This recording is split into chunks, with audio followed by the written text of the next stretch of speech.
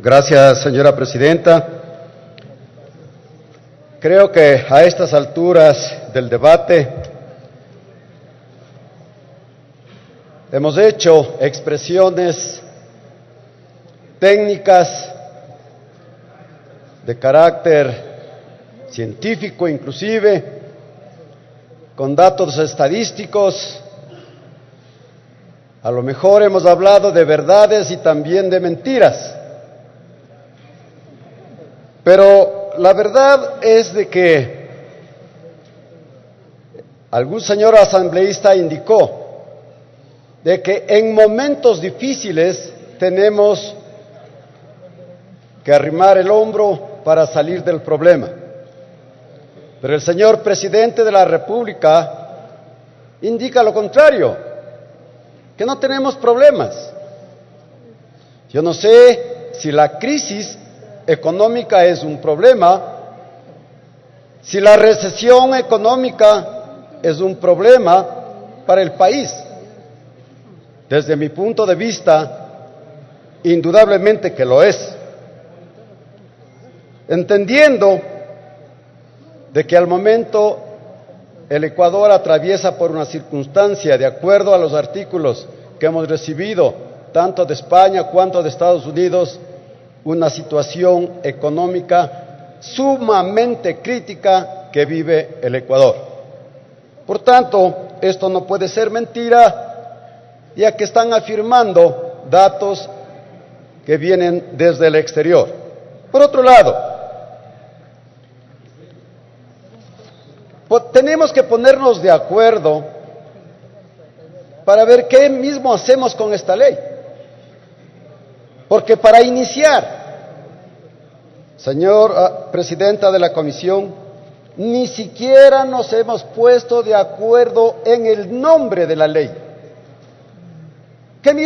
¿Cuál va a ser el nombre de la ley?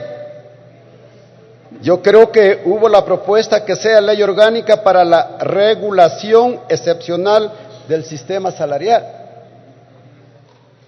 Estamos tratando otra ley en este momento.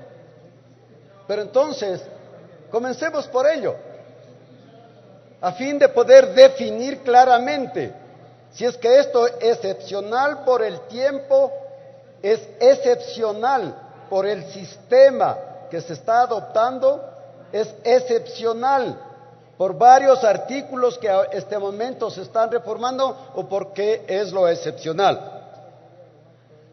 Luego, el mayor problema que hemos tenido en esta tarde es hablar de mentiras. Pero si hablamos con documentos, tenemos que hablar lógicamente de la Constitución para dar cumplimiento al artículo 82 de la seguridad jurídica, que indica que tenemos que cumplir con la Constitución realizada, elaborada con mayoría de Alianza País, y que hoy estamos prácticamente contrastándola. Y la pregunta es, bueno, ¿quién tiene que mantener el empleo para los ecuatorianos? La respuesta está aquí en la Constitución, en el artículo 326, que dice: el derecho al trabajo se sustenta en los siguientes principios. 1. El Estado impulsará el pleno empleo y la eliminación del subempleo y el desempleo. Ahí está la respuesta. En el numeral 2, los derechos laborales son irrenunciables e intangibles. Será nula toda estipulación en contrario. Aquí está la respuesta cuando estábamos hablando de inconstitucionalidad de esta ley. Y si a ello le agregamos lo que dice el artículo 11 en su numeral 4, que dice: ninguna norma jurídica podrá restringir el contenido de los derechos ni las garantías constitucionales.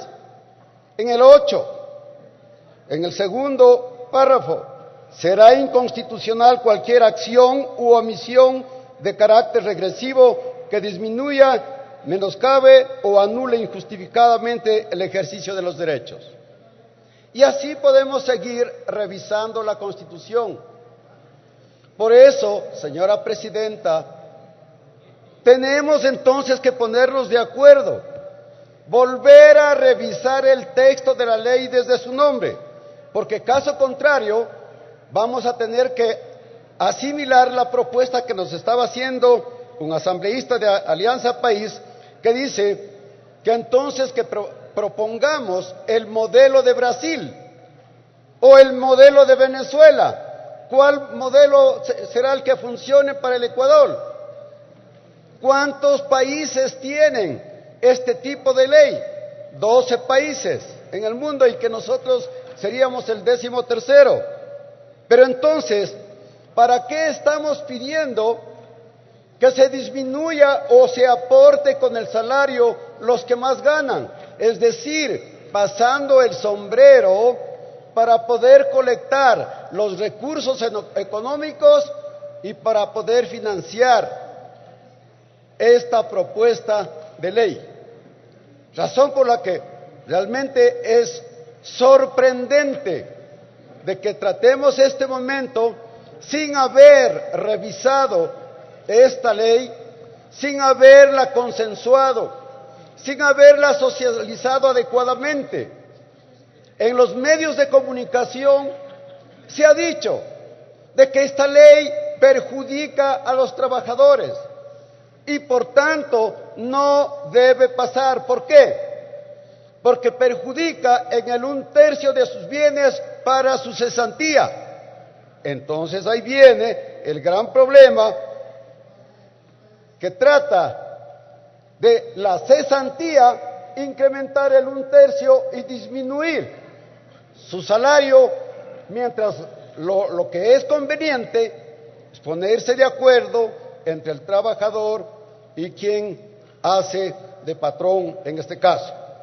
Pero yo lo que quiero oír también es cómo proteger el empleo, cómo tratar sobre la contratación juvenil, cómo mantener la pasantía, que sí, son buenas propuestas, indudable, pero la respuesta ya la encontramos acá en la Constitución, que todo esto debe financiar el Estado, no restar a los trabajadores.